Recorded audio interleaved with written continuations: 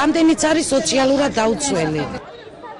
რიკოთის საავტომობილო გვირაბში გეგმური დასუფთავების სამუშაოების ჩატარებასთან დაკავშირებით მოძრაობა შეიზღუდება. კერძოდ რიკოთის გვირაბში 24, 25, 26 და 27 ივნისს ღამის 12 საათიდან დილის 6 საათამდე ყველა სახის ავტოტრანსპორტის მოძრაობა იკრძალება. სატრანსპორტო ნაკადის მოძრაობა განხორციელდება რიკოთის საავტომობილო გვირაბის შემოსასვლელ გზაზე.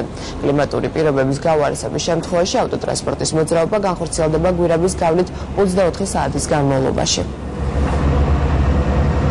რიკოთის გვირაბი დაიკეტება ღამის 12 საათიდან დილის 6 საათამდე მონაკვეთში.